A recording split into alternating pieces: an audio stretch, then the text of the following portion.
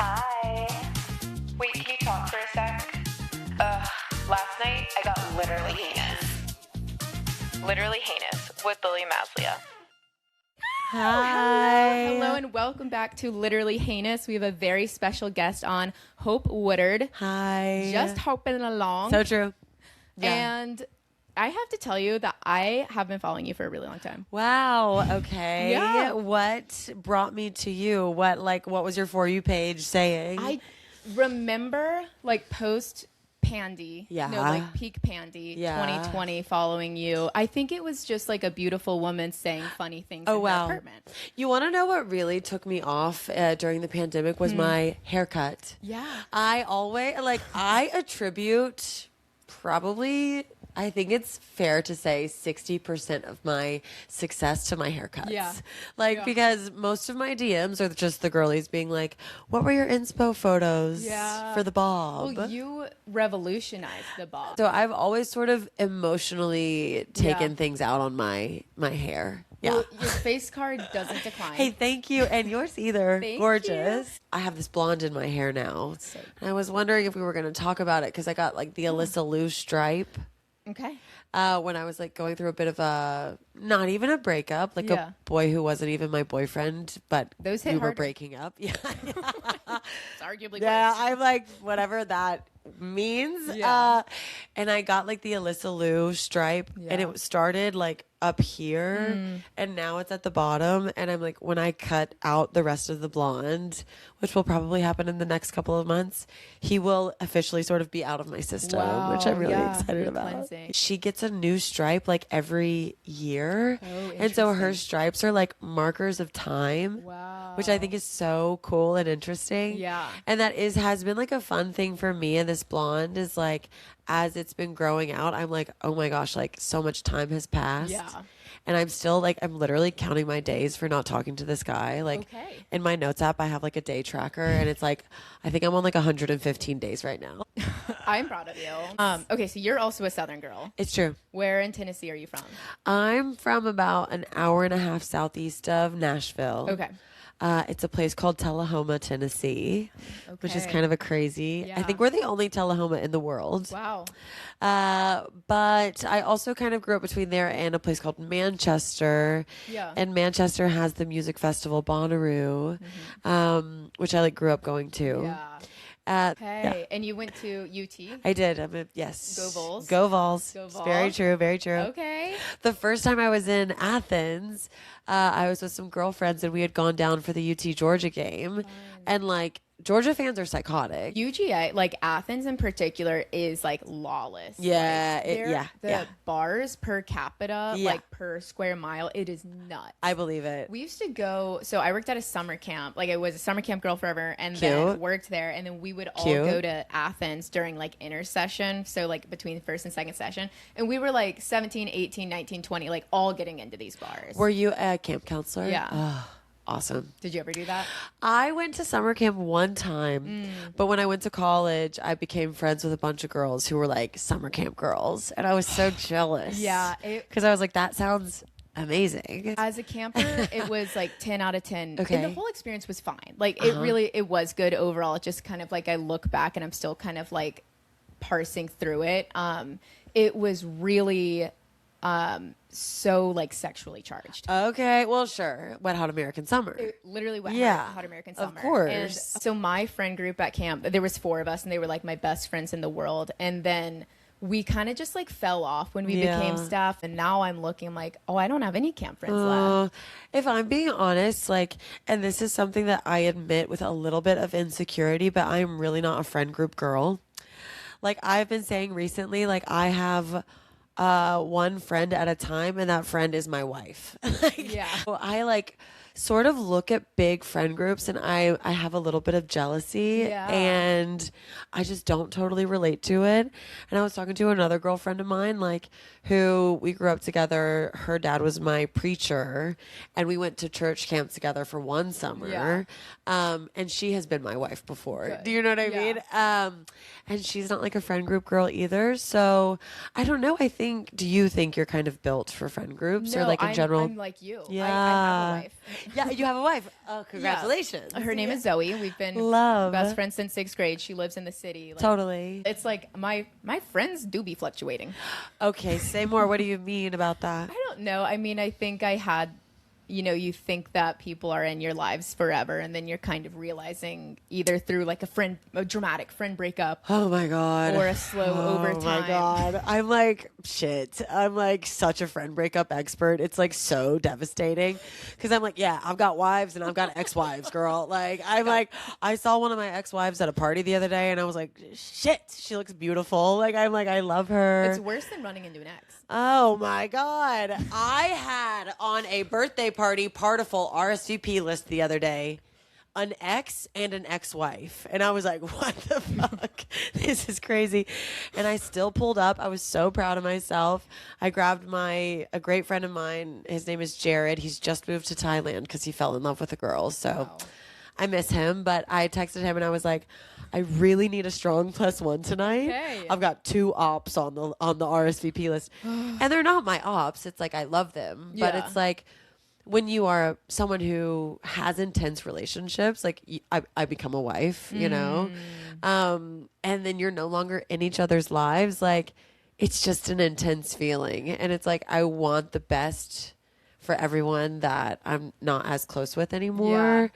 I had a hard time. I stayed at that party for 30 minutes. Wow. I saw my ex-wife. I never saw my ex Good. non-boyfriend, boyfriend, which thank God. Yeah. Would have been probably much Yeah. worse. I want to talk about Mimi. Oh my God. Of course. My true Your love, my Southern girl. grandmother Mimi. She reminded me so much of my grandma Sal. Cute. And in your like research and your sort of like self-discovery, I know you've done a lot of like inward looking on male-centeredness. Yeah. And you've attributed some of that to Mimi. Oh, yes. No shade to Mimi. No, well, something I like to say is that I'm like, a generational slut. Like, I'm like, oh my God. Like, she wants to get, dicked down so bad. And she's like now in her late 80s and she can like not walk and she can like not remember anything and she can like literally not get up to use the damn bathroom. And she's like, okay, I have a stepdad. My mom takes care of her, my Mimi, the whole time. And still to this day, when my mom is not in the room, my grandmother is like trying to get my stepdad to like kiss her, flirt with her, talk to her. Like my mom will like turn around and my grandmother will start whispering to my stepdad. Like it is psychotic. And I'm dead. Yeah, I sort of saw that a couple of years ago and was like, oh gosh, like I might need to change some generational patterns. There was a story about Mimi sneaking out to go see a priest. Oh my God, yeah. Very Fleabag of her. She's so ahead of her time. Yeah, like, okay, this is going to sound like elder abuse and it's not. Okay. But if you are someone who takes care of someone with dementia like full time, it is really like taking care of a full grown toddler that like has more sort of like resentment and like sexuality and like it's just like insane. And my mom was taking care of her full time and she's also like a full time teacher and da da da da da. Anyways, essentially, I'm making all these excuses because my mom had to lock her inside of a house, basically. I do not for judge. a little while. Okay, she was like going out to the grocery store, and she locked her from the outside in, and she's like, she's gonna be fine. But anyways, while she was home alone, she decided she wanted to go see her preacher. She like breaks out of this house. She lives in front of an interstate. She walks across like a state highway, breaks into an office building and like asks the front desk worker if she can drive her to church. I think the front desk worker like thought she was fully unhoused or something. She like lives across the street. Yeah. But she drives her over there and the preacher is like obviously at the church even though it's like a Tuesday. And she just like hung out with him for a while and then he brought her back home. And then my mom got home and he was like sitting in the house. And I think my mom was like really embarrassed because, you know, it's like, it's such a vulnerable position to be in, like taking care. And I think you can feel judgment kind of easily, especially if you're like a woman who is sort of doing her best. So her origin story of when Mimi got married and oh my God, you really did your research. Oh my God, yeah. So she met my grandfather, who was like a complete working class man, like did not graduate from high school, was like a pipeline welder, was like a total fucking redneck from Texas. And he was like in Tennessee on a whim. And when she was like 16 or something, they met and they got married like a couple of days. Like they got married and moved to Texas together immediately. I think he was like a loyal man, but he was like very mean. She got a job at a factory that was making like air conditioning units. She met my step grandfather, Leroy, and they like fell in love and like had a bit of an affair. And I don't know why. I know this is a bias for me, but I'm like, when a woman has an affair, I'm like, wait, that's awesome. Like, I don't know. I'm like, God, I love to imagine, because he was like the security guard at the factory and she was like the floor manager. And I like really love to imagine like what it was like kind of like flirting with him, and like he was really funny. Will they, won't they? You know what I mean? And he's probably the reason why I like love to date a comedian, because I'm like, I love when a man is funny. Nothing better. And they were in love forever and ever. He passed away like 15 years ago. And with her dementia, she either cannot remember that he is not around anymore. I don't know if you ever took care of anyone with dementia, but it's like jumping between reality. Since you're an improv girl, like I think you would be really good at me. No, is that like... it's got to be a total mindfuck. I love yes-anding her. Like, it's just my favorite thing. I'm like, she'll talk to me about my papa, like he's still around. And I just love to be like, absolutely. We'll go see him at work later. Yeah. You know what I mean? Or like, we'll go out to lunch or dinner or something. And she'll be like, we need to get him a sandwich to bring home. And I'm like, totally. Being a granddaughter is amazing. Yeah. Because you can like love your grandmother, and it's so much less complicated. I mean, that's the inverse you of know the what relationship I mean? When you were the grandbaby. Completely. My mom like has a different level of like resentment towards her, and like I see my Mimi and Papa's affair as something sort of like hot and romantic. Like I'm like, yay, he made her laugh. And then my mom sees it as like the man that my grandmother chose over her. Which like makes me a little bit emotional, because I can understand that feeling. And like my grandmother brings this man into the house, and if we do not sort of separate ourselves from male validation, like I think we can really sort of exclude our daughters. Yeah. Do you know what I mean? I don't have any kids either. Yeah. And I hope I'm making sense when I say this, but like that was one of the motivating factors behind the whole like Boysober concept and journey and idea and everything. Was I was like, oh my gosh, I just want to make sure that I don't sort of hand over these like negative coping mechanisms with like men and male attention to my daughter. I want to make sure that she feels like I would never put a man above her. And I don't think my mom ever felt that from my grandmother. Does that make sense? Am I making sense? 1,000,000%. So I want to talk about Boysober. So this came about 2024. 2023, like late 2023. So that was kind of like first big virality, I would say, with this term Boysober, which is something that you define. It's more than just celibacy, but it's removing the pedestalization of men and like making decisions for yourself and not thinking about male validation. And you did it as a response to breaking a generational pattern. Which I thought was so beautiful. It was twofold. It was like, there was my grandmother, but before I went home to Tennessee, I had this ex-boyfriend who is like my most serious boyfriend ever. And we honestly were together for collective probably like 5 years or so. And he's an angel. And he's like a man I should have been in love with, but just wasn't. And I loved him, but I'm also like psychotic and like do not know how to be in a normal committed relationship. So like everything that went wrong with me and him, it's like I take all of the blame, and I'm like, I'm just wired a little bit fucked up. Like there's something going on. Anyways, we weren't technically together, and we had like sort of gone from being boyfriend girlfriend to being in like a situationship. And we were like off and on situationship, kind of back and forth.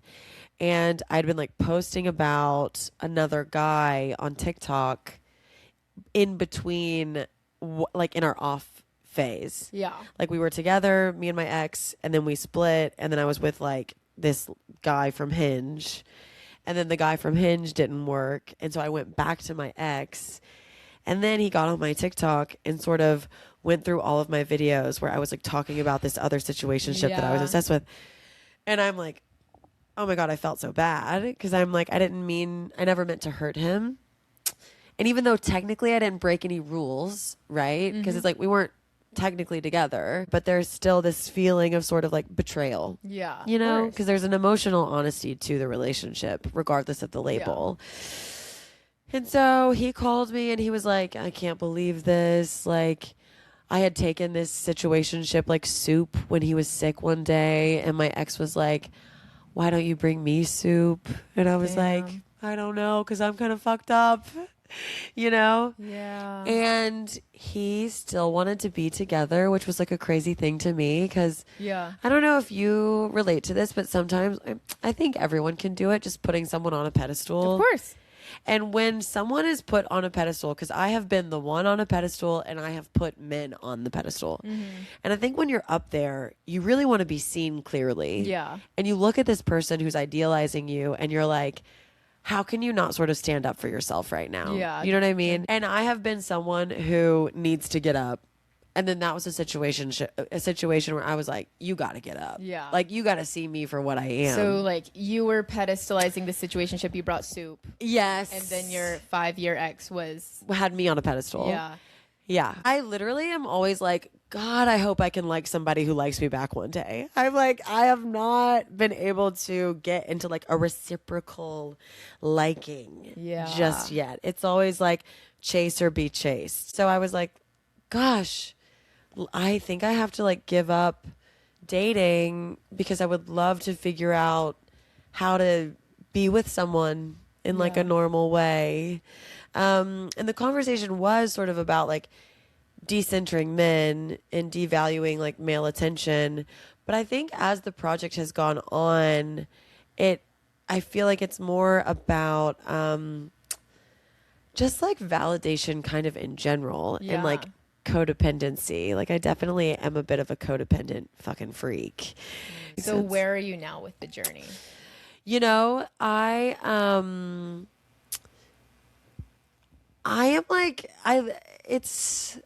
like me, like at a loss for words. Yeah. I mean, healing is, my mom and I always say that like healed is a bad word. Yeah. The past tense. I agree. Because no one is healed. No. We're all healing. Totally. And some are farther along on their journey than others. And it's a spiral up and it's a spiral down. Yeah. But every time you spiral down, you can spiral up a little bit more. I think that like the interesting thing about the Boysober project for me is that number one, like it was such a public thing. And so a lot of girls will come up to me and like talk to me about being boy sober, or I would like get a lot of DMs about girls like giving up sex and giving up men and giving up dating and it like being really amazing for them. Yeah. I think this sort of like catch-22 thing happened to me where I was like giving up male validation, but then I got like a lot of internet validation. Wow. And so I like sort of replaced one thing with another. I was in like some hot water on the internet for a little while. Like I had two big sort of like cancel moments, and those were like big learning curves for me. And in the thick of them, I was like really depressed and just felt like I like left a lot of people down, and I felt a lot of like shame and embarrassment and da. Being removed from those moments, like I feel thankful for them. I feel like it was just a bit of it like shook up the snow globe that is my life, to be like, oh, okay, like I don't need to be reliant on like validation from people in comments and strangers, and I don't need to be reliant on men. Yeah. But it was like the Boysober project for me personally was like so fucking psychotic and insane because it was like so public and so emotional. And then I was like sort of a billboard for celibacy, and like the recovering Christian in me was like so annoyed by that. Yeah, that's because I was getting all of this validation for being like a woman who doesn't have sex, and like I have a lot of sex. I love having sex. Like I'm a slut. I love a man in my bed. I find them I love them. The Haniacs are a very you know, understanding like, group. and so for me, I was like, this thing that because I was like a evangelical Christian Tennessean Southern girl who was like with men from like too early of an age. Like, I felt a lot of shame for being a woman who kind of has sex for a long time. And as an adult, I became like more okay with it, whatever. And then I was getting all this validation for being like pure. And I was so annoyed by that. Yeah. And I was a little bit like, even though I sort of said like, I'm going to give up sex, as soon as the first kind of headline came out about me being celibate, I was like, fuck you. I was like, yeah. and so it was very complicated emotionally and internally.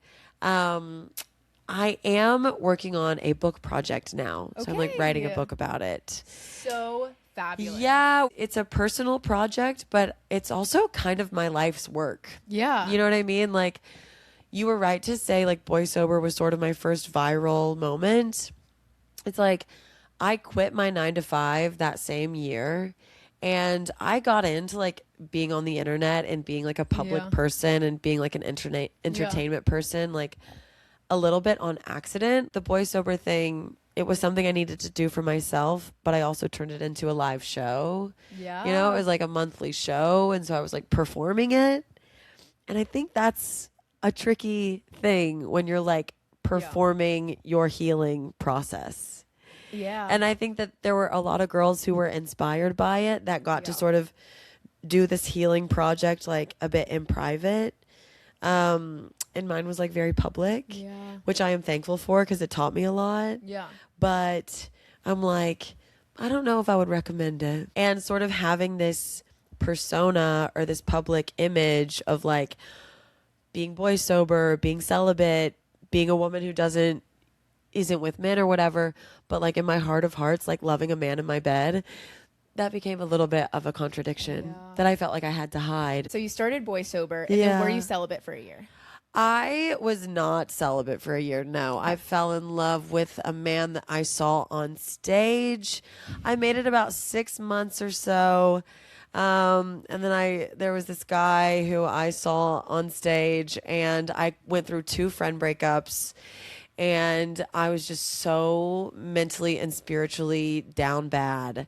And he was very cute and charming and made me laugh. Stage for singing or comedy? Comedy. Oh. I know. I was like a big musician girl when I was in high school because I was like grew up close to Nashville and everything. Yeah. So I loved a musician for a long time. I am no longer allowed to date comedians. Good. When someone cannot make me laugh, or when a man that I'm with does not get my jokes, I'm like, you're an idiot and I'm sick and disgusted with you. Like, and I'm also like depressed. Like, people don't really believe I'm depressed because I have a beautiful smile.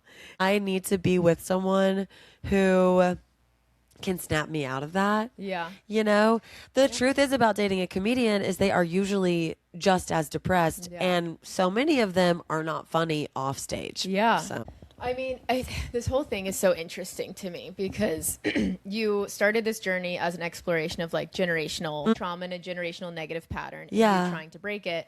And you got a New York Times profile. Yeah. And the profile didn't really focus on the generational pattern. No, right. It focused on this is what Gen Z is doing, and Gen Z is celibate, and it feeds into this whole like narrative that people want to see. How did that feel? People not getting the message right. Well, thank you for asking, and thank you for bringing that up, because like with the New York Times article, like, you know, like I said, my grandmother did not graduate from high school. Like, I am a small town girl. Like, never did I ever sort of think I would be in a New York Times article, or that I would get to talk about my grandmother in the article. You know what I mean? And then the article came out, and it was like so centered around celibacy. And, you know, I take issue with the New York Times for a few of their headlines. You know what I mean? Like, we don't have to get into all that today. Yeah. When that headline came out, it's like, I understand it's a perfect headline. Celibacy rebranded, essentially, you know? And I got it, like, on an intellectual level, because celibacy is so popular, or was so popular, especially sort of in 2024. And really all that I did, and this is what going viral really is. It is just like naming something that the collective is feeling. Like, it's so interesting, our For You pages and our algorithms and like going viral, because it's like really a collective consciousness thing, you know? And so it's like, okay, by a little bit of luck and a little bit of smarts and a little bit of something else, like, I came up with this thing that named a feeling culturally. You know, a lot of women wanting to give up men and wanting to give up sex and wanting to give up dating. Like, I didn't really come up with anything new. I just came up with a name for it. And I didn't even come up with it. My older sister did. You know what I mean? But I actually have to attribute like all of my success to my oldest sister, Anna. So That is so shout out to cute. her. Okay, shout out Anna. Shout out Anna. I would love to talk to her. But she's brilliant. She's amazing. When I started to get all of that attention, because I was getting negative attention online for like working with Starbucks while people were like boycotting Starbucks. And so I understood that, because I like, of course, Free Palestine, like, of course, like I am aligned. And I had like disappointed some people, and I had done something out of alignment with how people perceived me and what I need to do. And so I understood that. And I felt a lot of guilt for it. So I'm getting this negative attention that I feel guilt for and shame. And on top of that, I'm getting like all of this positive attention for like being celibate. And it was just like two really intense levels of feedback at the same time. And it kind of just like took the wind out of me. Just knocked me off my horse, so to speak. So you know what I mean? That is all. It's so much to deal with. Oh my God. I mean, even the celibacy of it all, and just given your background of like Christian abstinence. Well, I'll tell you, the night before that article came out, I was like in a man's bed. Oh my God. Like, I woke up in that man's bed that morning, and I turned to him and I said, hey, an article is going to come out about me today that says I'm giving up sex for a year. And I was like, I want you to know you can do whatever you need to do with that. Like, and we didn't have technically sex or whatever. But I was like rolling around with him in bed. You know what I mean? Anyways, T, okay. Don't judge you. The Haniacs do not judge you. I think you shouldn't be made the face of celibacy because you're sharing something you might do online. Well, it was just, the thing was, I really wanted to do it. Yeah. But I just felt like it had been taken away from me in a way. Because it wasn't yours anymore. It wasn't mine anymore. And I sort of like have that feeling about the Boysober idea and project and sort of like cultural moment is like, yes, I played a big part in it. And yes, it is mine in some ways, but it's also not. Yeah. Because I think another thing about it was like, for me and my experience with Boysober is I was like, that's a crutch for me. Like male attention, flirting with a guy, getting lost in a guy. Mm-hmm. That is like having a drink for me, you know? But then there are like other girls who identify with Boysober, where like these girls would make videos and be like, I've been Boysober for the past 10 years because I've like never kissed a guy or something. Do you know what I mean? Like I sort of say there are 3 levels of Boysober girls. There's like me, which is like cockaholic girl who loves to like roll around with the man. Yes, been kissing for a long time, and I know how to get it, you know? And I need to maybe let that go. And then there is another type of Boysober, which is like they want to be kissed desperately, but they maybe don't know how, and I think they underestimate themselves. And I like to sort of call them like the Drew Barrymores of like never been kissed, where it's like they feel like outsiders. So there's this group of girls who identified with the word and I think felt a lot of like comfort with it. And then there was another third like version of Boysober, which is just a full-blown lesbian. Okay, obsessed. All the groundwork was there for it, and there was like different iterations of it that I don't really that are not really my road. Yeah. Does that make sense? You put a name on a feeling that was already existing. Totally. And people have taken it and ran with it. Yeah. It kind of reminds me of like the manic pixie dream girl. Oh my God. Not that me. No, I mean, not. I'm not calling anyone. It is like the actual name, Manic Pixie Dream Girl, and it comes from a film student who first coined the term back in like the late '90s, and he made up this term, Manic Pixie Dream Girl. And if you don't know, Manic Pixie Dream Girl is now like people use it all the time in the film world to describe like the Zoe Deschanel types, right? Or like these archetypes of Right. women, usually written by men. Like, I'm quirky, I'm crazy, I'm not too hot, I'm just I'm sexy quirky, enough. I'm quirky, I'm crazy, but I'm also mentally unwell. Yes. There's a level of mental unwellness to the manic pixie dream girl. But the guy Manic, that of course. invented this term has like since regretted it. Really? Yes, because it has taken on like a whole new life of things that he didn't intend. He just said this thing one time, and now people are applying it to like all different types of female characters. Now it's Right. a way to be like reductive against female characters, or it's a way that people don't want to write a manic pixie dream girl, but like sometimes those characters are awesome, and like Yeah. now we're being deprived of them because it's not seen as cool. So Right. I'm saying that like you created kind of a monster essentially, and then it's not That's so true. your fault. No, like You're Dr. Frankenstein. on it. No, literally. And I was like doing the shit to myself is the thing. And then so after that year, I signed with iHeartRadio and I did the podcast. But the thing about that was I was working for iHeartRadio and I was not getting, I was so broke. I was so broke in such a crazy way. I like was doing the podcast for this like corporation that is worth literally billions of dollars and the CEO is worth literally almost $1 billion, and then I was getting underpaid so much so that I couldn't make rent. Like I was doing the Boysober podcast and I was literally trying to go on dates for money with men, and yes, I tried being a prostitute once. Which is like was so crazy, and it was such a crazy feeling of like I'm hosting this podcast that's about giving up men and giving up sex, and I am so broke that I have to like go on these dates. I was out of alignment with sort of the reality of my life. Yeah. And I was like trying to keep this project going but just couldn't buy into it because It's a man's world. it was a little bit like survival mode. So You know, I was like a yeah. front desk girl at SoulCycle, like folding towels. Like, what is that show? Oh my God. City. Yeah. Yes. Full blown episode 1 of Broad City. That was me.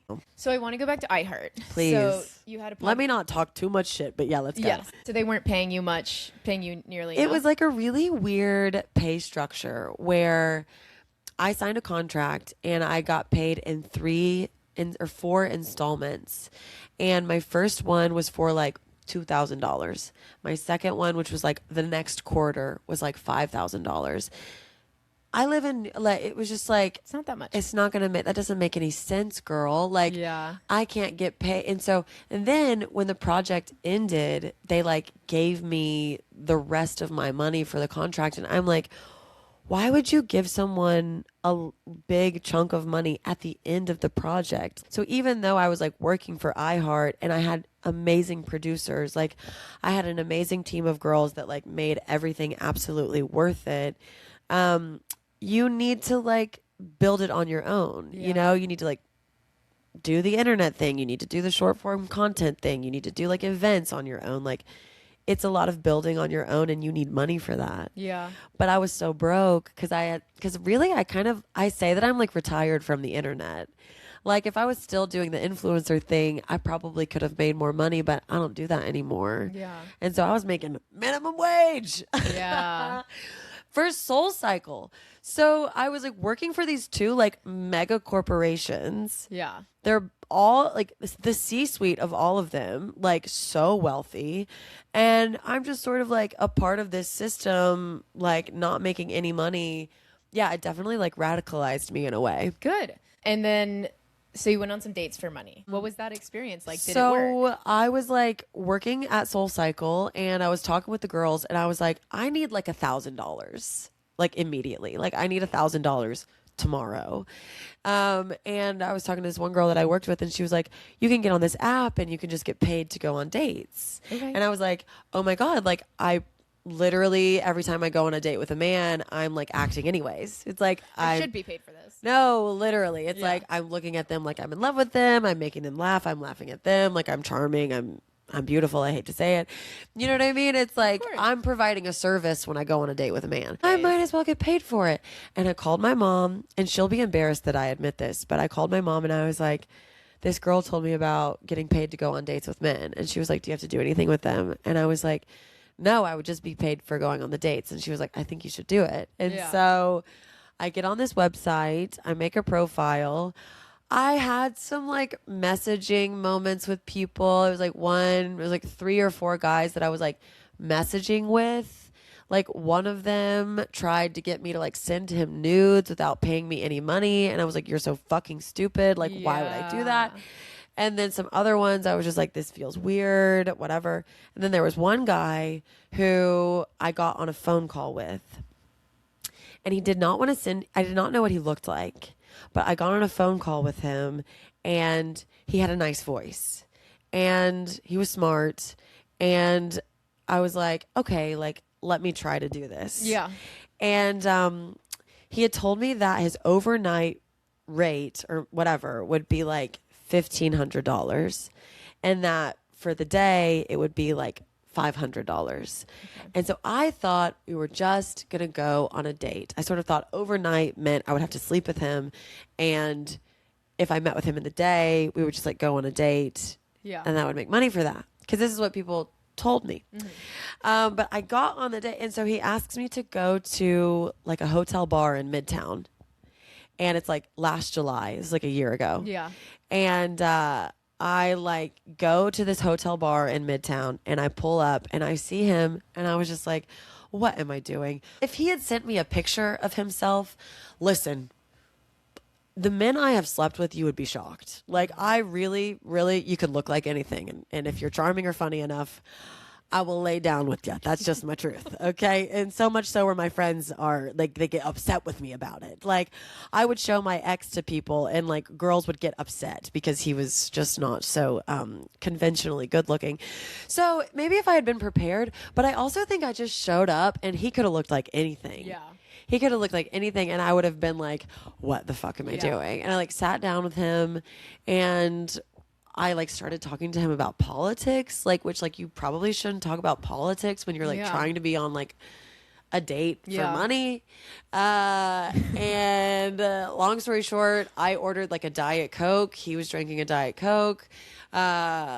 We talked for about an hour and then he was like, do you want to get out of here? And I was like, no, I really do not want to get out of here with you. And I said, I'm so sorry. I think there's been like a miscommunication.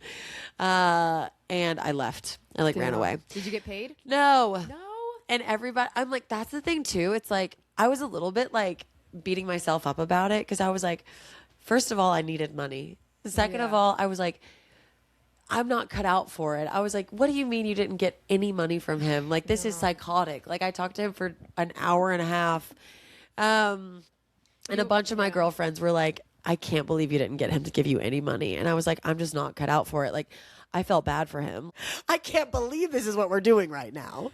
Yeah. And so that was my one attempt at being a sex worker. Wow. Yeah. Okay. It's a lot. It's a lot. I'm so sorry. No, I mean, it's ridiculous. Have you ever? No, I've been. You ever considered? No, Yeah. I've been locked up. Right. You're right. Not locked up. A friend. Yeah. It's the thing is like I think that I'm like too, maybe, I don't know what it is. I'm I don't know what it is. I'm very cautious. Like I'm a very cautious person. I'm very risk averse. Okay. So I think even if I were considering the sex work thing, it would be my safety. That would kind of freak me out a little bit. Yeah. Yeah. You know, I called my dad like a little bit after doing that and I was like on mushrooms at the beach and my dad and I talked on the phone for like an hour and I never thought that I would tell him about that moment, but I told him about doing that and he like started crying on the phone. Of course. My dad Oh my God. would come. I scared the shit out of him. Like I didn't realize because I feel like sex work is like, especially if you're like in New York and you're like a progressive person and I'm like, I know so, and like the girls I was working with at Soul Cycle, it's like there were so many people who knew somebody who was like getting their rent paid for. And I was like, oh my God, like I have so many friends who just get their rent paid for by men. Yeah. Who like want to sleep with them. But I'm not built that way. I'm like too nice. Yeah. And I want to therapize them. And I'm like, don't give me your money. This feels really. Yeah. That's the Mimi in you. It totally. Yeah. Like Julia Fox's book that I have Totally, right here above me. of course. I would also be like that too, because I would also feel bad and like guilty or whatever. Yeah. And like in Julia Fox's book, she has millions of stories about like the scamming that she's done, like men picks up. I'm like, my brain doesn't work like that. No, totally. I would feel and guilty. I don't know what it is. And a little bit, I was like, I wish I could scam men out of more of their money, but I cannot. You need to start with just like hooking up with hot people first. Oh my God. I know. And I'm then trying to you think. can work your way up to. Okay, I'll say this. I really do not date men with money. Like, I just don't. Yeah. I don't know if it is a personal choice. It just happens to be that way. Very rarely am I dating a guy with money. You need to be using your powers for good. I know. You're this I need to get my family generational wealth. Use your powers for good. You're very beautiful. You're very charming. You should be using that power. Oh my God. I like do love a man who looks a little hopeless. Like, I love a man who's like down on his luck. I love an underdog. I am obsessed with an underdog in such a way that's like, my friends often talk about my dating habits like I'm sort of like a Make-A-Wish foundation of my own. You are. Just making wishes happen for so many sad men. You yeah, need to stop yeah, being I know. Make-A-Wish. I know. That's my next book. That is, yeah, I am like eternally grateful I like found Jack so young, because a life of boy craziness was ahead of me. Yeah, totally. 100%. And I'm not so boy. I mean, like, listen, I get a look in my eye every now and again if I've had enough to drink and I need to like go home with somebody, but I don't really find myself being too boy crazy. Yeah. But I think writing this book, it's been one of the hardest things I've ever done. I'm like going through like these old stories of like getting in trouble online, going through like 2 friend breakups, like sleeping with this guy who I like met at his show, and I was sort of publicly a celibate girl, and then I was like with him. So like writing all of these stories has been like really helpful. Yeah. And that is what's taking up like most of my time and energy right now. Whereas like before the whole like Boysober project, like even though it's been like kind of a disaster, it's been like a beautiful disaster. It's been like, it has taken me to the depths of my like soul and psyche in a way that I didn't really think was possible. I've released the idea that I'm ever going to be celibate for a year. I don't think that will ever happen for me. Yeah. And I also don't think I'm really an advocate for that. And you like, don't have to do anything and because the internet tells you to. you don't have to do anything because the internet tells you to, and you also don't have to do everything you said you were going to do. Literally. And I also think that like the sort of cultural obsession that Gen Z has with celibacy, I am not really into it. Are you healing or are you being avoidant? I think that is a question that people need to ask themselves. Yeah. Definitely. Yeah. One other thing that I wanted to ask you about, so you've aligned yourself politically a lot online. You're a big advocate for democratic socialists. Yes, I'm a DSA head. Shout out, Mom Donnie Stan. Yes. Thank you for all your work. Oh my God. And you mentioned your cancellations. Yes. So you did an ad with Starbucks and you got canceled for it. I know my heart rate's going up. No. My don't worry body's about going numb. No. I'm on your side. Of because course. the right does not hold themselves to that same accountability. The right will protect each other. Yes. Like, there will be right-wing politicians who campaign on being pro-life, and then they will get caught paying for their mistresses' abortions. Exactly. You talk about Lindsey Graham. I mean, Lindsey Graham, who is a closeted but open secret gay man, like who was like a Republican who held a lot of power and authority. The right protects its own, and that's just true. Now the left does not have the same capacity. We just don't do that. Like when you're doing the work of a good person, it is much more disappointing when you are a bad person. Does that make sense? All they do is just push people farther and farther I away. know. Whereas with the right, I mean, they welcome anyone with open arms. I know.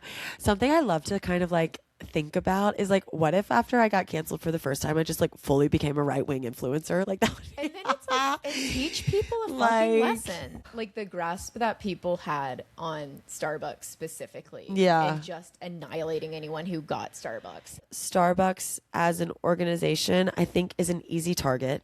Yeah. Because it's easy to give up. Mm-hmm. And I think that's why I got canceled, because it's like canceling someone, you get to feel productive. You get to feel productive. Yeah. You get to feel like you have a voice. The feeling of hate gives us immediate like superiority. Yeah. We feel better than someone else. And hate is a feeling that makes you feel involved in a group more than anything else. Of course, in that moment, I took it very personally. And it was really hard for me. Everything felt so out of my control. Yeah. And I felt misunderstood. But I also think just ultimately, like, I disappointed people, Yeah. which I felt sad about. I think people really, really needed to feel productive about what was happening in Palestine. Like, electing Zoran, I think, has given us all so much relief. It was a really heated time. Oh that, my like, gosh. End of 2023, like 2024. And it's just like a shame that like people who have good politics like spend so much energy on this and on like someone like you for something relatively small, when it's not left versus right. It's not left versus left. It's up versus down. Is tricky waters to Yeah. be a woman on the left who is trying to do the right thing politically all the time. That is honestly like why I'm not really like an influencer anymore. Yeah. You know what I mean? Like I got canceled twice, and then I don't really do, there's definitely like a before and after for me, you know? I don't really blame people. Yeah. You know, it's like, I don't blame people for being frustrated or disappointed or sort of like using me as this thing to feel productive through. Yeah. It definitely like hurt.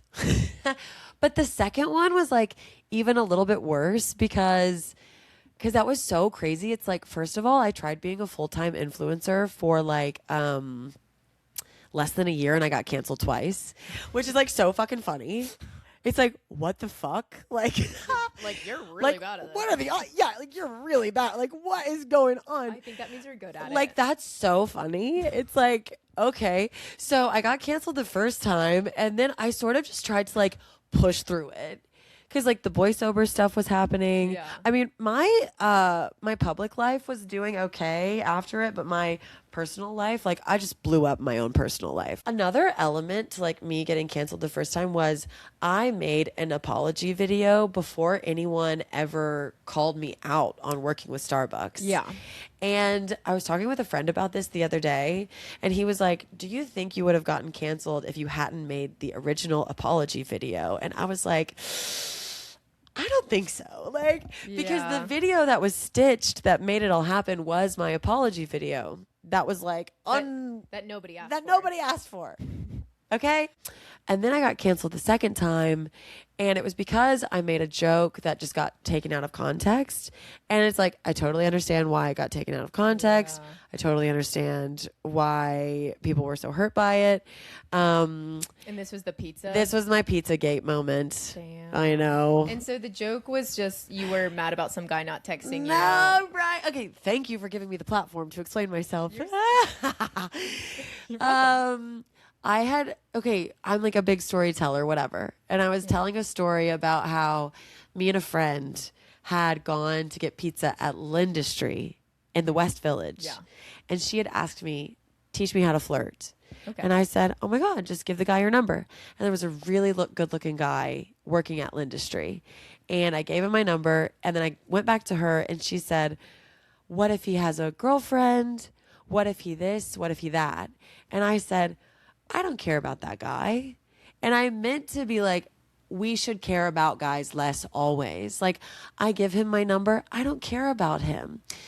In the video, I say, like, I don't care about him. He works at a pizza shop, which I did not mean to make I did not mean to start like, a classist a war. class war. I fully started a class war Because then what happened is this. So 2 people started texting me and messaging me and shit after that whole thing happened. And here's what happens. Things get taken out of context because people will stitch things. And this is what happened the first time too.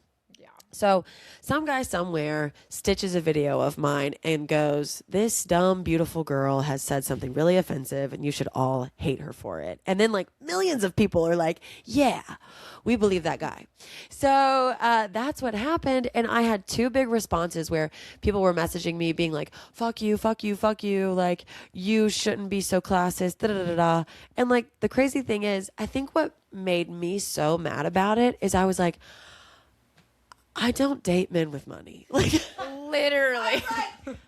y'all have got me misunderstood. Like, and I was like, oh my God. I'm Make-A-Wish. No, literally. So, but you can't, you know, so anyway, so there was that. But then I had another response, which was like women texting me being like, of course you don't want to date a man who has a job like that. And I'm like, that's not what I'm saying either. So ultimately it was just like one big misunderstanding. But I think it's like both times this happened, like people kind of started doxing my family in a really crazy way. You know, and so like that really scared me when it sort of goes outside of me and into my family life. Everything just felt out of my control and I felt completely misunderstood and powerless. I will have the random off day where I'm like, thank God I'm not getting canceled right now. I'm like, it could be worse. I literally had that thought the other day. I was like laying down like in my bed, like waking up in the morning and I was like, oh, it's such an awesome day because I'm not like on everyone's For You page right now getting absolutely obliterated. Like that has to be the worst feeling in the world. It definitely like got into my nervous system in a way. It is a bigger deal to me than it has ever been to anyone else. Yeah. And like that was a moment in time that has passed and like it definitely lives with me more than it lives with anybody else and I'm not like confused about that. It's like in a lot of ways like I'm like I gotta kind of get over myself and like understand the fact that it's not that big of a deal. My nervous system doesn't really understand that quite yet. I think it's also really taught me something about saying sorry and apologizing. Like, I think some of us, and this is something I have a habit of, is like, you kind of say sorry and you think that that is like enough. That is like penance. Yeah. Where it's like, maybe you don't need to be saying sorry. Maybe you need to just do differently. Yeah. You know what I mean? And not so much like grovel for forgiveness, but sort of just go like, I acknowledge this was kind of fucked up. And I did what I had to do, and I'm going to be different and better now. My mom is always begging me to stop talking about politics. Yeah. But I can't help it. And I had this girlfriend during all of this, and like, we didn't totally see Israel-Palestine in the same way for a little while. Yeah. And it was an earlier time. So it was like 2024 and you know now that it's 2026 and like we've seen so many things happen, everyone's sort of on the same page at this point, you know. Yeah. Long story short though, we were having a fight and she was kind of like, why do you even have to talk about this? Like, why do you even have to care so much about this? I was just like, I don't know, I have to.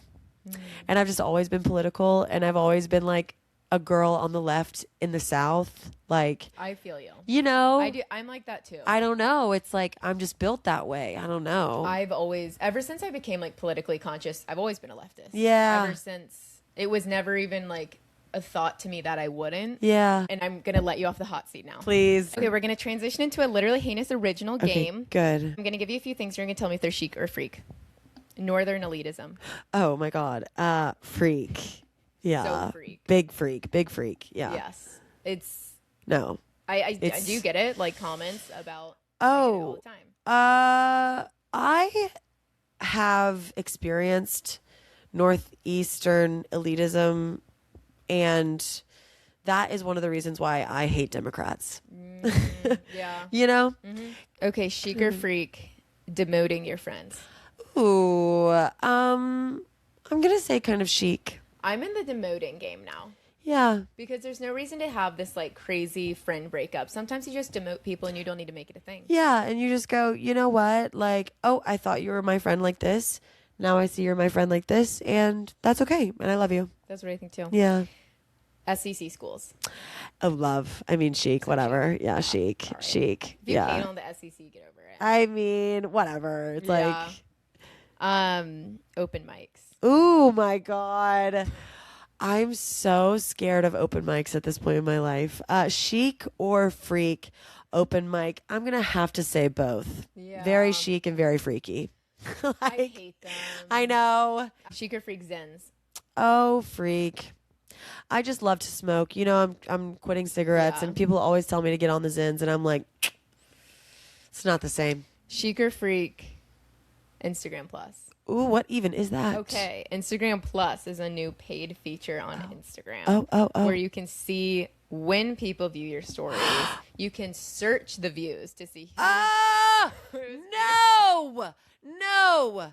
Because I am locked out of Instagram intentionally because the Instagram story views they're ruining my life. No. Instagram knows how addictive it is to be able to see who views your story. And that no, you pay and you can see. You can see what time they viewed No. it. And you can search the views so you don't have to scroll. And you can see how many times someone has gone back and viewed your That story. is nasty. I was obsessed with a man who was like looking at my Instagram stories for like a full-blown year. I'm not going to lie to you. Like, and I think Instagram was like doing me so dirty because every time I would post a story, immediately his name would be at the top of my Instagram story views. And that made me obsessed with him.